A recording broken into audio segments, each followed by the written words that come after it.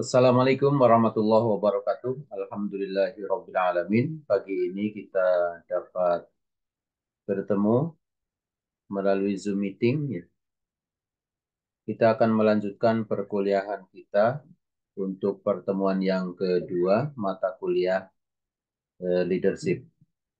Nah, teman-teman sekalian, pada pertemuan ini saya akan menjelaskan lebih detail lagi ya tentang definisi dan konsep leadership sebagai pembahasan awal ya, introduction untuk pembahasan kita selanjutnya. Beberapa sudah saya spill ya pada pertemuan sebelumnya. Nah, pada pertemuan ini saya akan menjelaskan lebih detail lagi dan nanti materinya akan saya kirimkan juga kepada teman-teman untuk dipelajari lebih lanjut.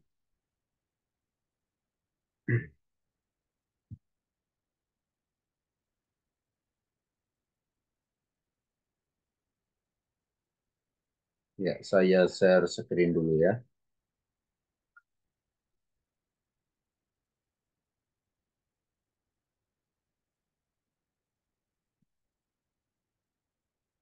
Baik ya, eh, pembahasan kita adalah pengertian teknik dan keterampilan pokok dalam kepemimpinan.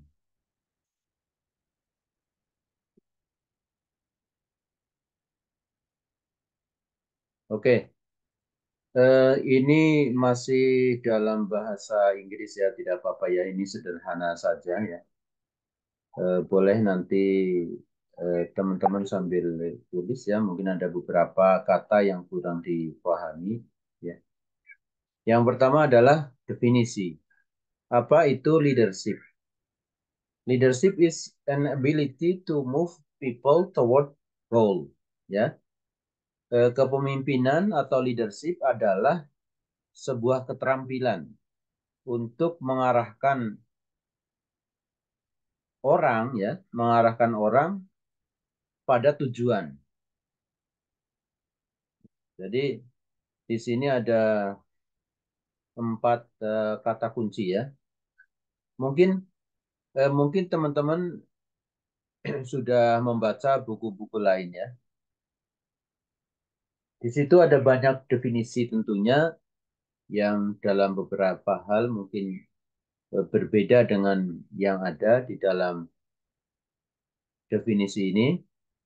Nah, tapi ini adalah yang paling simpel ya, intinya. Ini adalah definisi yang dibuat oleh Dr. Tarik Swedan, ahli manajemen dan beliau juga concern dalam leadership training. Jadi pakar leadership training dan ahli strategic management ya, internasional. Beliau mendefinisikan seperti ini ya leadership. Leadership adalah sebuah kemampuan untuk mengarahkan orang-orang ya kepada tujuan tertentu. Di dalam definisi ini kita bisa melihat ada 4 unsur. Yang pertama adalah leader, ya pemimpinnya itu sendiri, pemimpinnya, pemimpinnya di bawah pemimpin berarti ada follower. Ya. Tidak mungkin ada pemimpin dia menyebut sebagai pemimpin kalau tidak ada follower.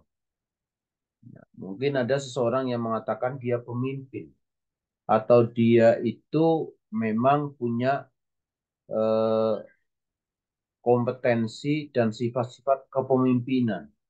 Tapi kalau tidak terbukti ada pengikut, ada follower, gitu ya, ya tentunya tidak bisa disebut sebagai leader, kan gitu ya, tidak bisa disebut sebagai leader. Jadi ada leader, ada follower. Seseorang dikatakan sebagai leader karena ada follower, ya kan? Seandainya mungkin di satu tempat ya, atau di kelas kita ditanya mana orang-orang di sini yang eh, bisa memimpin, punya talenta memimpin. Mungkin katakanlah semuanya tunjuk tangan, tapi buktinya mana ya? Buktinya mana? Kalau belum punya follower, ya itu belum seorang leader, gitu ya. Seperti itu. Jadi ada leader, ada follower. Kemudian ada ability, ada kemampuan. Kemampuan untuk move people toward goal, gitu ya. Kemampuan untuk mengarahkan orang-orang yang berada dalam kepemimpinannya atau follower itu untuk mengarah kepada satu tujuan, kepada suatu tujuan. Nah, saya garis bawahi di sini bahwa yang harus dimiliki oleh seorang leader adalah ability, kemampuan. Ya, kemampuan itu lebih dekat kepada skill. Ya. Jadi kalau ini adalah ability, sebuah kemampuan yang identik dengan skill, maka dia harus dilatih, ya, to be trained, ya, harus melalui training, latihan, berlatih, bukan hanya didapat melalui mendengar atau membaca. Ya, mungkin ada orang yang membaca buku leadership ya begitu banyak ya, atau mungkin menyimak kuliah leadership ya, begitu sering. Tapi kalau dia tidak berlatih untuk memimpin, itu susah untuk menjadi leader. Jadi jika ingin menjadi leader, ya harus berlatih memimpin, bukan hanya membaca buku atau mempelajari teori leadership. Malah mungkin ada orang yang secara teori ya tidak terlalu memahami, tapi kemudian dia banyak berlatih, ikut organisasi ya, salah satu contohnya, kemudian dia coba untuk memimpin divisi ya dan seterusnya, maka dia akan menjadi leader. Nah, demikian juga kalau kita ingin melatih mungkin murid kita ya, murid teman-teman pada saat besok menjadi guru agar menjadi leader, ya bukan hanya diberi wawasan leadership, tapi harus di-train, harus dilatih, diujikan untuk memimpin. Seperti itu ya, baru dia akan menjadi leader. Kemudian yang keempat, ada goal-nya, ada tujuannya. Ya, ada tujuannya. Jadi kalau nggak ada tujuannya, ya itu namanya nggak ada leadership juga gitu. Itu leadership yang kacau gitu. Jadi harus ada tujuannya. Karena kan mau moving people-nya itu sudah jelas arahnya. Kalau kemudian orang digiring terus kemudian nggak ada tujuannya, tidak jelas, ya untuk apa? Nggak jelas. Jadi having vision, having purpose, ya having goal adalah satu keharusan bagi seorang pemimpin. Dia itu tahu arahnya mau kemana, ya mau dibawa kemana itu follower. Itu bukan hanya ngumpul-ngumpul tidak jelas, ya itu namanya geng gitu ya. Ngumpul tidak jelas, tidak ada direction to the goal gitu ya. Ya itu enggak leadership kayak gitu. Yang leadership harus punya tujuan. Seorang leader juga otomatis berarti dia harus punya tujuan karena dia akan mengarahkan eh, followersnya kepada tujuan. Nah, oh, ini sudah saya jelaskan tadi ya. It is not enough to have knowledge. Jadi tidak cukup hanya mempunyai pengetahuan saja, membaca buku, teori saja. Ability need training. You have to try to lead if you want to be a leader. Jadi kamu harus coba untuk memimpin, berlatih untuk memimpin jika kamu ingin menjadi pemimpin atau akan menumbuhkan, melahirkan seorang pemimpin. Ya, you can begin through a small group. Jadi bisa dimulai dari grup kecil atau yang paling gampang kalau di kampus kita ya ikut saja organisasi yang ada di kampus. Nah, teman-teman sekalian, tadi kan bicara bagaimana mengarahkan follower atau people ya, mengarahkan orang-orang untuk mencapai tujuan. Pertanyaannya adalah bagaimana cara mengarahkan orang-orang ini, metodenya apa gitu ya. Nah, di situ ada 5 cara. Ada 5 cara bagaimana kita mengarahkan follower, mengarahkan massa, mengarahkan masyarakat kepada tujuan. Yang pertama adalah by luring. By luring itu menggunakan sesuatu yang memikat dengan cara memikat followersnya ya. Nah, nanti kita akan belajar lebih detail bagaimana ya menggunakan luring ini, teknik memikat untuk mengarahkan people ya. Nanti di sini kita akan belajar lebih lanjut pada materi yang akan datang. Tapi sebagai contoh misalnya ya, misalnya kan ada pemimpin yang punya harisma yang luar biasa ya itu ya, memikat. Nah, dengan sendirinya harisma ini bisa digunakan untuk mengarahkan massa kepada satu tujuan atau dengan memberikan hadiah ya, biasanya seperti itu. Diberikan hadiah, diberikan jabatan. Nah, itu adalah by luring. Orang kalau sudah diberikan hadiah, nah biasanya dia juga akan nurut kan sama kita ya.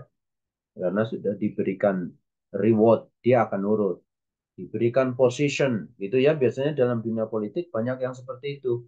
Eh, Diberikan dia uang, diberikan dia jabatan. Nah, setelah itu diarahkan untuk tujuan sesuatu oleh orang yang memberikan itu ya. Kemudian by persuasion ya dengan membujuk. Membujuk apa ya? Bukan membujuk dalam arti negatif ya, tapi bagaimana kita mengarahkan dia secara baik gitu ya. Dengan cara-cara bujukan gitu ya. Biasanya orang ini harus mempunyai kemampuan untuk berdialog ya, bernegosiasi gitu. Kemampuan untuk negosiasi dengan orang lain. Nah, kemudian orang nanti akan mengikuti mau dia. Gitu. Kemudian by threat dengan ancaman. Nah, orang diancam, kalau nggak ngikutin saya, kamu dapat punishment begini, begitu, gitu ya. Kalau nggak ngikutin saya akan penjarakan karena kasusnya saya udah tahu tuh, kamu banyak kasus. Nah, itu ya. Sehingga dia mengikuti. Sehingga masa mengikuti itu namanya by threat. By example, dengan memberikan teladan. Gitu ya. Berikan contoh, dia memberikan teladan yang baik, maka orang follower akan ngikutin dia ya karena melihat teladan pimpinan melakukan sesuatu, memberikan teladan, nah follower ngikutin gitu ya. Kemudian yang kelima by public speaking dengan kemampuan retorika. Nah, ini banyak ya, misalnya Presiden Soekarno itu ahli retorika ya. Kalau berpidato itu mampu menghipnotis orang sehingga orang mengikuti apa yang diarahkan oleh Presiden Soekarno, gitu ya. Seperti itu. Baik, public speaking. Nah, nanti ini step by step dan one by one kita akan mempelajari lebih detail lagi bagaimana tentang 5 teknik ini dan bagaimana menggunakan teknik-teknik ini di dalam memimpin atau mengarahkan orang pada satu tujuan. Nah, ini ada salah persepsi ya. Ini perlu dikelirkan. Jadi, piety is not always matching with the leadership. Kesalehan itu tidak selalu relate, ya tidak selalu eh, orang yang soleh itu tidak selalu cocok untuk memimpin gitu ya. Kan kadang kalau kita pilih pimpinan kan memang salah satunya kita pilih the good person ya, orang yang saleh, orang yang baik gitu ya. Nah, itu kita pilih karena dia kan bagus karakternya. Tapi hati-hati belum tentu juga dia cocok gitu maksudnya ya. Jangan jangan hanya karena itu. Belum tentu cocok karena yang penting dalam leadership itu adalah bagaimana orang itu mampu mengarahkan seseorang pada tujuan. Kadang orang yang sangat alim itu alim untuk dirinya tapi belum tentu bisa mengarahkan orang untuk satu tujuan gitu ya. Jadi tidak selalu. Kadang juga kita melihat orang yang layak jadi pemimpin itu orang yang paling pinter, paling gelarnya paling tinggi lah kira-kira ya. Profesor misalnya ya. Nah itu juga nggak selalu cocok. Karena kepemimpinan itu tidak selalu berhubungan dengan knowledge ya. Dengan banyaknya ilmu pengetahuan yang sifatnya kognitif. Misalnya seorang profesor kita pilih jadi pemimpin ya. Ya belum tentu cocok karena profesor juga tidak ada jaminan punya kemampuan untuk move people toward goal tadi.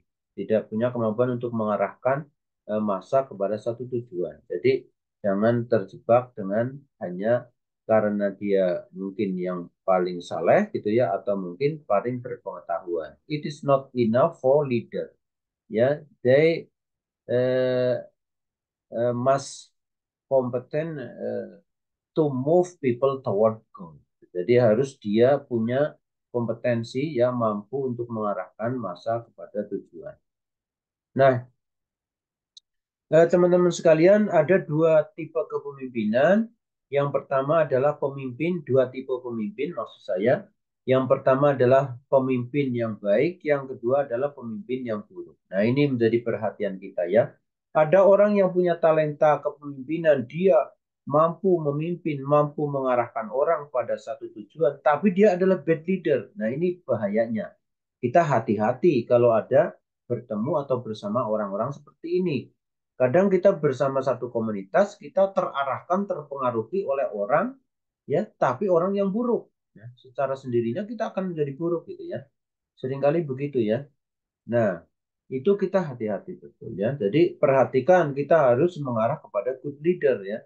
Jangan sampai kita termanipulasi oleh bad leader. Siapa good leader? Good leader ya mereka yang mempunyai karakteristik yang cocok dengan syarat-syarat menjadi leadership yang mau kita pelajari ini nanti ya. Those who match to the requirement of leadership. Ya, mereka yang mempunyai karakteristik syarat-syarat yang cukup ya terkait dengan kemampuan leadership yang ideal yang kita mau bahas lebih detail. Nah, bad leader, pemimpin yang buruk adalah those who have four characteristic. Dia mempunyai 4 tanda ya. Satu, dua, tiga, empat. Oke. Yang maaf, ada 3 harusnya nih, ada 3 ya. Yang pertama, having a bad goal. Yang pertama adalah mereka pemimpin yang mempunyai tujuan yang buruk. Tujuannya buruk. Orang mau diarahkan kepada sesuatu yang buruk. Itu adalah bad leader. Yang kedua, not competence. Tadi tidak punya kompetensi. Tadi yang bisa disebut tadi ya. Misalnya dia memang profesor ya, umpamanya sebagai contoh. Tapi nggak ada kompetensi leadership. Nah, itu juga nggak cocok. Dia harus punya kompetensi leadership dan kompetensi utamanya adalah ability to move people toward goal itu, ability to move people, kemampuan untuk mengarahkan massa orang gitu ya. Tidak kompeten yang kedua, tidak kompeten tapi dia dipilih ya karena ada pemilihan umpamanya ya, dipilih menjadi pemimpin. Nah, itu ya itu bad leader. Atau yang ketiga adalah having bad ethic. Mereka punya etik yang buruk ya. Dia memimpin boleh juga bisa ngarahin orang gitu ya, tapi dia itu punya etika yang buruk ya, amoral gitu. Itu juga termasuk dalam kategori bad leader. Nah, teman-teman sekalian, eh, apakah pemimpin itu didapatkan atau dilatih? Yang menurut Dr. Torik Suwaidan itu ada 3 kategori. Ada orang-orang yang terlahir memang dari sononya punya talenta kepemimpinan yang sangat kuat. Hampir-hampir dia tidak bisa menjadi follower, maunya memimpin gitu ya. Kepemimpinannya sangat kuat. Kalau di dalam History of Islam itu sering disebut Khalid bin Walid gitu ya. Itu punya leadership yang kuat sekali. Itu hanya 1%, jadi sangat sedikit. Tapi ada juga orang yang memang dari sononya memang benar-benar nggak bisa memimpin, nggak cocok ya jadi pemimpin ya. Bukan berarti dia nggak baik ya. Memang dia nggak cocok. Mungkin baik, soleh, juga pandai juga. Tapi untuk jadi pemimpin memang nggak cocok sama sekali. Cocoknya memang jadi follower ada. Tapi ya jumlahnya kurang lebih hanya 1% saja, sedikit ya. Nah, yang ketiga kan be leader by train. Dia bisa menjadi leader dengan latihan. Nah, ini yang lebih banyak ya, 95%. Jadi kebanyakan orang itu bisa menjadi leader sebenarnya ya, bisa. Nah, asalkan dia dilatih untuk menjadi leader seperti itu. Nah, apa kemampuan yang harus dimiliki oleh seorang leader di samping tadi yang ada yang 5 yang di atas ya? Yang tadi ada luring, ada threat, ada persuasion. Selain itu apa lagi? Communication skill ya, kemampuan untuk komunikasi. Komunikasi dengan orang ini. Nanti juga ada materinya khusus bagaimana skill ini kita kuasai dan bagaimana prakteknya. Yang kedua adalah making decision skill ya, kemampuan untuk membuat keputusan. Ini salah satu hal yang sangat penting ya bagi seorang pemimpin. Karena dalam situasi apapun seorang pemimpin harus memutuskan sesuatu. Gitu ya. Terkadang memutuskan sesuatu itu tidak mudah ya, karena ada banyak pendapat, banyak situasi, sementara dia tetap harus putuskan mana yang dipilih. Terus kemampuan untuk membuat planning, kemampuan membuat perencanaan, having vision, ya kemampuan untuk membuat visi, punya visi. Ya, nomor 3 adalah kemampuan untuk membuat perencanaan. Yang keempat adalah dia harus mempunyai visi, mempunyai goal ya. Yang kelima dia harus punya kemampuan konflik management ya. Bagaimana memanage konflik di dalam organisasinya atau di dalam dia memimpin. Oke, secara detail nanti kita akan bahas lagi ini detailnya skill ini yang harus dikuasai oleh leadership pada pertemuan kita yang akan datang ya.